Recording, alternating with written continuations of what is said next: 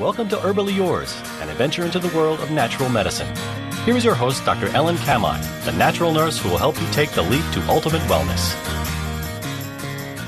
And greetings. Thank you so much for joining me, Ellen Kamhi, the natural nurse, for another edition of Herbally Yours, right here on the voice of Nassau Community College, 90.3 WHPC.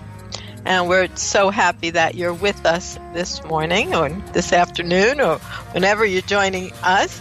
And one of the wonderful things is that we also are archived, so you can listen anytime from anywhere. We're excited about that. Today, our guest is Mr. James Sweigert, and he's going to talk about male survivors and the Me Too movement. You know, the Me Too movement is a big deal right now, but it's very focused, it seems, on women who have felt that they have been abused in various ways. And you know, I find that true even with other topics which we've addressed before here on Herbally Yours, such as menopause, which is real, but we kind of ignore andropause, which is also real. So I am a fan of men, by the way.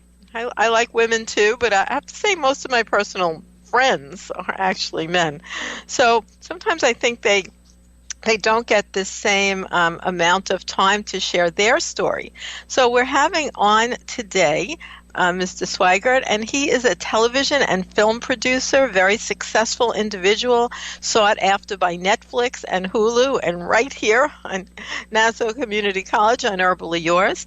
And he's a dynamic motivational speaker. We're even connecting with him on his tour. And he's an award-winning executive producer and director for film and television.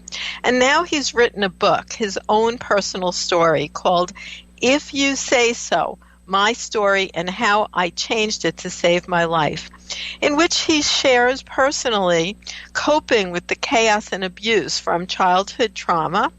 And then he went the very usual routes of drugs and alcohol and severe depression and a suicide attempt, but he turned it around. And that's what we're going to talk about right here today on Herbally Yours. So thank you so much for joining us today, James. Thank you for having me. It's great to be here, and I really appreciate it. Well, you're coming in loud and clear. And let's go back in time a little bit and see, you know, how you got to be who you are. I know you actually dealt with some kind of abuse and trauma when you were a child. Did you want to share that? Yes, I did want to share it in an effort to help other men, and I appreciate you talking about the Me Too movement. It is powerful and it is important, and you know, I did notice that there was this absence of kind of awareness for men who've experienced abuse, especially sexual abuse as children, and so I kind of invented this hashtag Men Too, because I found that the stigma of men who had been sexually molested is deep, and the shame is so deep that men have a really hard time talking about anything to begin with, but ultimately to talk about that, and it was sharing that journey for me that took away the weight of it on my shoulders. And ultimately, when I found that other men had experienced the same things and they were able to say, that, hey, I've been through that as well, and that I was able to come out the other side, and here's how I did it, that was incredibly freeing for me. And it allowed me to really let go a lot of the shame and the guilt and the confusion around that. And I was able to really embrace, my manhood and my masculinity, and move on, and thus being able to have healthy relationships in my adult life. But it was powerful, and that's why I wrote the book, is to be able to tell the story and to be able to hopefully have. And I've had literally hundreds of men since we launched the book in October, hundreds of men and women being able to write to me to say, "Wow, thank you so much for sharing that. I went through the same thing." It was so powerful how you talked about not only that you went through it, but how you came out the other side and the things that you put into practice in order to heal. And that's really what my book is about. My book's not about staying in the old painful story. It's about coming out of it, and how do you do that? Well, it certainly is a process. So since that's how the conversation went, I have another question. For instance, I had an aunt, and her daughter was murdered. That's a very sad thing. Wow. Then she started going for support to, support groups, which were about parents of murdered children. So this is a very intense group. Mm-hmm. But from my perspective, she got very involved in the group, and I felt, especially after a number of years, and she became very involved with the group and the leader of the group, that it actually became an unhealthy thing for her. Because where is the point that you could recognize, let's say in your case, the trauma and the abuse of childhood, see it as a motivation for things you did that you weren't that happy about, trying to cover it up, such as alcohol and drugs. And then coming out the other side, there's a point where I think you need to look back, and that's in the past, and there's a different future. And people might get caught up in some of these self-help groups where you're replaying that negative event so much. Yes, that's interesting, because in my book, each chapter is dedicated to a car and a train, because I use this extended metaphor when I'm working, especially with younger men, because growing up with playing with trains and there's so many trains on cartoons and that sort of thing. So children are very familiar with trains. And so I use this train metaphor. And the idea is that when we come into life, we're all given this steam engine locomotive.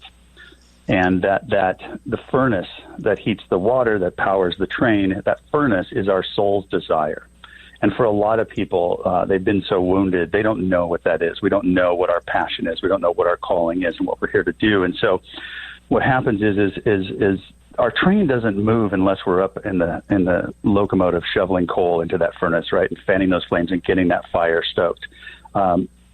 You have all these different cars of the train. You have the baggage car, you have the bar car, you have the passenger car, the observation car, you've got the caboose, you've got the full train. And what happened for me is, especially when I start working with young men and I'm coaching young men, I'll ask them, what's your story? Because we all have a story, right? Some of us have many stories, and some of them are even true.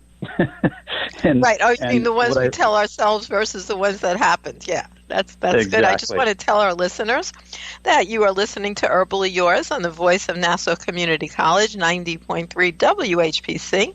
I'm Ellen Kamhi, the natural nurse, and we're listening today to our guest, James Sweigert, who is a film producer and a successful individual who had to live through trauma.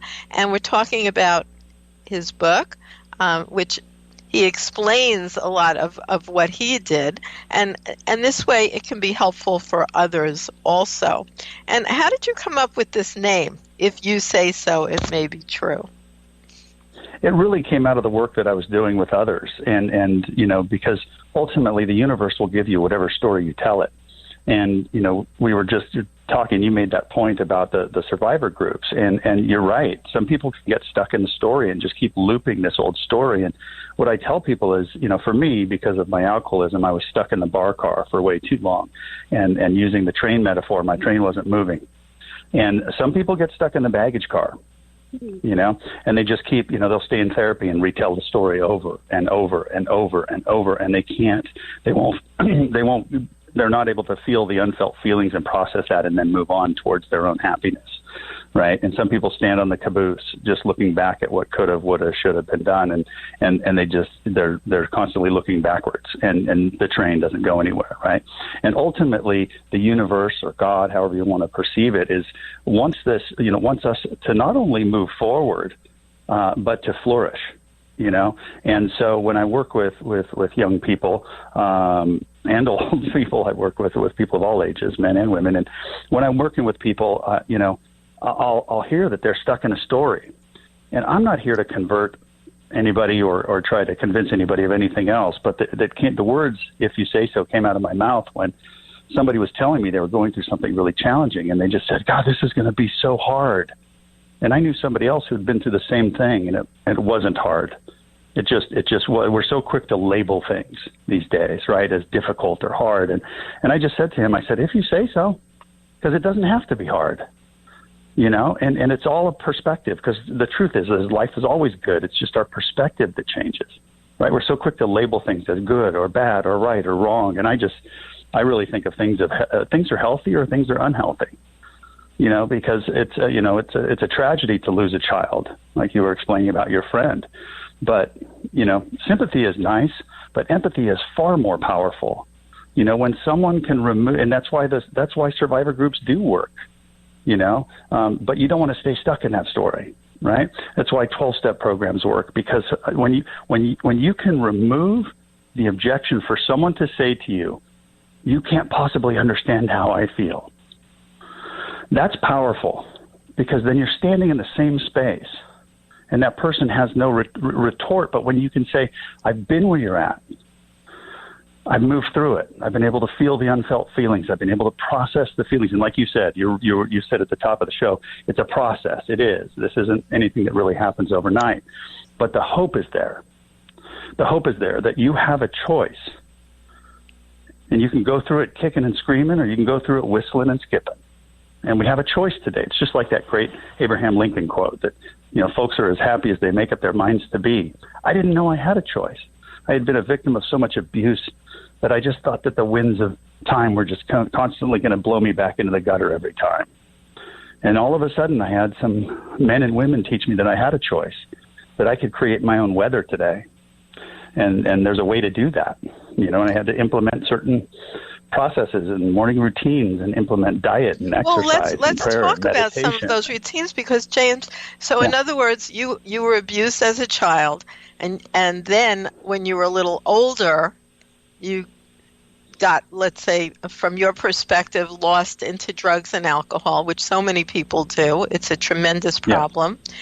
And then what was the epiphany point where you were able to step back, look at yourself, and go, this is not the life I want, and I have to make some kind of change? Well, for me, it was a suicide attempt. I had just had so much the depression, the self-loathing, and just, as they call it, incomprehensible demoralization. I just thought the world would be a better place if I wasn't in it.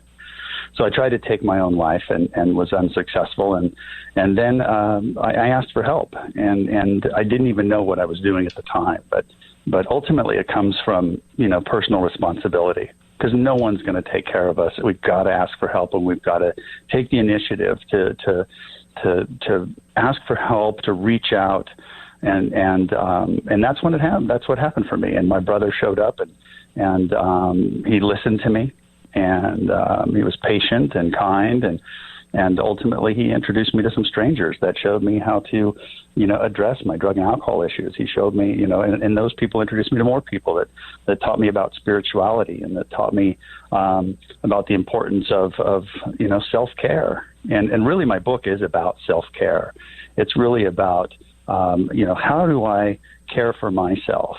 Because ultimately, and that's like you said earlier, it's the process, and it's up to me. Right? No one outside of me can come in and fix me. I mean, that's so interesting, because even last night I was giving a lecture to a very large group of people, and we were talking about supporting our immune system because of a timely event that's going on right now with people getting ill from various viruses, which of course is always the case. And the first thing I said was, so who puts food in your mouth? And this is an elderly group, so in other words, their mother's not feeding them, right? So who makes that decision? And that's what you're talking about. It's that concept of self-responsibility. Yes, absolutely. And I use this analogy, when you're flying and you're traveling on an airplane, and if you're traveling with your child, when they make the safety announcement, they say, look, in the event of an emergency, if the oxygen masks drop from the ceiling, put the oxygen mask on you first, then put it on your child, right? And it's about that thing that when it comes down to the basic core of love, which is what we're really talking about here. It's like, I can't give it away if I don't have it, right? So I've got to take care of myself, and I've got to be able to love and accept myself in order to be able to find love out in the world and to give love away. And so, it all starts, they say it all starts at home. Well, it all starts at home, inside my heart and inside my gut of how am I doing? Am I taking care of me? And so for me, my morning routine really starts with diet and exercise.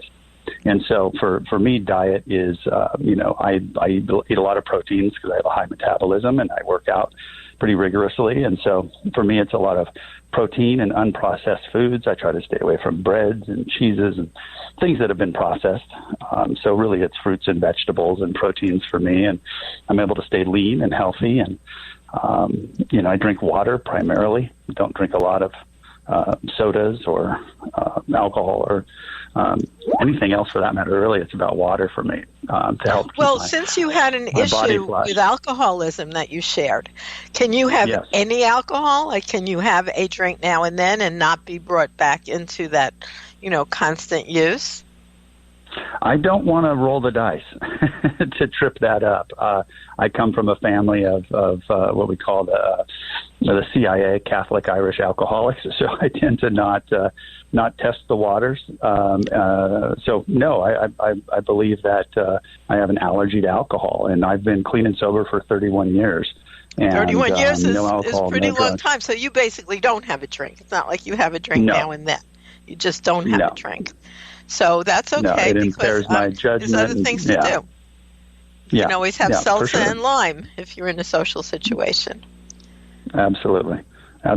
So diet and exercise is really the tip of the arrow for me, and I push myself to work out pretty hard. I have to break a sweat and work out an hour and a half at least 3 times a week. And even if your listeners are starting out and they're like, oh boy, I know I need to get some exercise, but I don't know where to start, go for a half an hour walk. I mean, just even a good walk for a half an hour is incredibly invigorating, and it gets the blood flowing, the endorphins flowing, and you will feel better. The second component that I teach and coach and practice myself is prayer and meditation. Somebody said to me once that prayer is talking to God and meditation is listening, and I love that concept. And I'm non-denominational. I work with Christians. I work with Jews. I work with Muslims. I coach a lot of different people who have a lot of different beliefs. And I personally I call myself spiritual, and I think we're all looking through different windows at the same sun ultimately. And everyone wants to be happy and feel connected to one another. And that's really at the core of all great religions when you cut out all the fanatics. But really and prayer, I was teaching someone about prayer, and they had an issue with their religion of their youth, and they were like, I don't know about this God thing. And I said, well, you can start with something simple. And I had this old friend of mine. He was a funny old kind of cowboy. And he said, I start my day with one word prayer, and I end my day with a one word prayer. He starts his day by looking up at the sky, and he says, whatever. At the end of the day, he looks up at the sky and says, thanks. So you can start there with something as simple as that. It doesn't have to be. Well, you're giving some really excellent tips, James. For instance, in the exercise department, when you talked about walking, rather than saying you're going to walk a mile, you talked about time. And I often tell clients to do that. Commit, let's say, a half an hour to walking. So what you do is walk for 15 minutes, then turn around and go back. But what happens if you do that regularly is you'll find that you go much further after a while in that first 15 minutes. So your distance will increase, and then your rate will increase naturally. Just give yourself that time element to fill with exercise. That really works well. Yes, absolutely. Absolutely. The third component is gratitude. I force myself, even if I'm having a rough day, I find 10 things in my life that I'm grateful for. And I have a group of men that we circulate. We just sent an email, reply all, and we send the 10 things we're grateful for every day. And my fiancée, Elizabeth, is on that pretty much every day. My amazing dog, Duke Kahanamoku, he's on that pretty much every day because I'm so grateful for them in my life. And then I'll mix it up. I'll just say, I had a safe flight to Atlanta last night, and here I am calling you from Atlanta, and things like that, just things I'm grateful for my morning coffee. And what it does is, by finding 10 things I'm grateful for, it helps me adjust my attitude. It brings my chin up about a quarter inch. And I realize that, because in the morning, everyone has this, by the way, that the amygdala starts off in the morning of anxiety. The wolf's at the door, and it's like, we got to do this, we got to do that. And what I have to do is just remind myself that, there are no dinosaurs chasing us anymore. Life's pretty good, So just to really adjust my attitude with gratitude. And the fourth one is visualization. I've created a vision board with all the things I want in my life, from love to wealth to success, and all the things that I want to do in the world, and speaking to others, like this opportunity that you've given me to be able to kind of share this idea of story and how we can change our story and write a new story.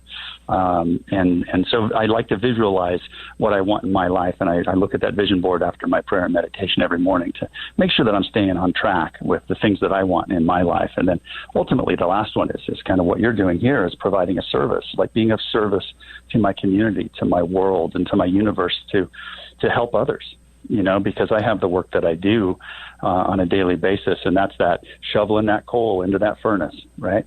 Feeding the fire and making sure that my train is moving forward powerfully. That is the metaphor for the work that we do every day. And then but the service component is really, really important, because it gets me out of myself and gets me to thinking of others and how I can contribute to the world and help others, and that really gives me a sense of purpose, a sense of meaning, and really helps me put my head on the pillow and go to sleep at night, knowing that I've done a good job today, and that's hugely important to me. Well, I know you're really busy and you're flying all over the place and working with the latest tech and entertainment companies as a professional personal coach, and like you like to say, life cheerleader, which is a great word. And you also offer, so our listeners know, pro bono talks to nonprofit groups or underfunded programs. So is that what you call the 141 program? Yeah, essentially, it's a play on the words, one for one. So, I have a lot of paid speaking engagements, and so in order to make this message inclusive, and I know that not everyone can afford to, have a life coach and that sort of thing. And so what I've done is I've made my message available, because here I am in Atlanta, speaking at Coca-Cola, and then what they'll do is they'll underwrite or offer, local charities or underfunded inner city schools and underfunded programs. They'll refer me to, and so if I'm in town speaking, hey, I'll carve out some time to go speak for other groups as well. So if you have anybody listening that has a group that they think could benefit from this idea of me coming in to talk about how we use the power of the spoken word to change our now and to really focus on happiness and how to achieve success in that way, I'd be happy to come speak. And they can find me on my website at jamessweigert.com. It's SWEIGERT.com. And yes, I love helping people, and I love carrying this message. I've been very blessed and very successful in my life, and so I really want to share it, especially with the youth who struggle with there's, as the opioid epidemic is really, really a problem in America. And so I can come speak about, depression and suicide and drugs and alcohol, and ultimately really show them how I was able to change my story and not have it just be one of getting by and surviving, but to flourish and to become incredibly successful and to be a part of our world community. It's extremely inspirational, and I want you to know you're listening to Herbally Yours on the voice of Nassau Community College, 90.3 WHPC. I'm Ellen Kamhi at naturalnurse.com, and today my guest is Mr. James Sweigert. And don't worry if you didn't catch his website, which is jamessweigert@gmail.com, because we archive all of our shows, and there will be a live link on the archive where you can reach him immediately, because, James, this is a real radio show, not only a podcast, and this is a radio show where people are listening in their cars very often, or driving around, or at work. So don't worry if you can't jot that website down and you're feeling inspired. You can also always get a copy of his new book. What made you choose that name? I know you shared that a little bit, but that way people can remember the name of the book. Sure. It's If You Say So. Yeah. If You Say So. Right. Right. And it's people tend to have stories, and some are really negative. And we know those people who are kind of always struggling and always late to work and always complaining, and they're negative in their self-talk and how they speak about others. And again, I can't convert people. I just want them to know they have a choice. And so that came out of my mouth when someone was telling me how it's like, this is going to be this way. And I said, well, if you say so, but it doesn't have to be that way. There are other ways of being, and we can actually turn this whole thing around. And so it really, that's where the idea came from. And my niece, who's a brilliant med student, she's studying to be a doctor in Los Angeles. And she came to me one night when she was visiting, and she said, you know what I love about the title? I said, what? She goes, you can't argue with it. And I love that, and you can't argue with it because, so many people out there trying to convince somebody of their way of thinking or believing. And for me, it's like, I know I can't change people, but I can have an impact and I can try to help them. And change so themselves. Yes. Yeah, the simplest way was to have these 4 words came out where it's like, if you say so, so if you're complaining and if you're miserable and you're not happy, it might be something that you're making a choice to do, to live that way. So you might want to ask yourself, why are you living that way? Because it doesn't have to be that way. And if you want to know how it can be different, pick up a copy of my book and continue to listen to this radio show, and you'll learn these different tools that you can employ in your life to turn it around and to be happy. Because ultimately, that's what the universe and God wants for us, is to really be happy and to be connected to other people. And you talk about being a life cheerleader as a focus rather than a life coach. What made you choose that term? Well, there's a story at the beginning of the book where I actually helped my cousin coach his high school football team into a victory when they were expecting to lose the game. And I told somebody, I said, I'm not like a life coach. I'm more like a life cheerleader, because you already have the playbook inside of you, in your heart. It's my job to help you get out of your head, down into your heart, to help you crack open that playbook so you can win the game. So I like to think of myself as a life cheerleader, and I see a lot of life coaches out there who I don't know about their coaching because I don't know how much life experience they actually have, but having gone from what I went through to be homeless to living in Beverly Hills is a long journey. So if I can do it, anybody can. That's an excellent story, and thank you so much for being our guest today, James Sweigert, and that's spelled Sweigert. His website is James Sweigert at Gmail. Oh, it's at jamessweigert.com. And so you can find that on our archive or give us an email. And we're going to end here and remind you that we want to thank you for tuning in to Herbally Yours, produced at the studios of 90.3 WHPC, Nassau Community College, Garden City, New York. For further information, email us at whpc@ncc.edu. This is your host, Ellen Kamhi, at naturalnurse.com, inviting you to join us next week for another edition of Herbally Yours. Until then, stay healthy.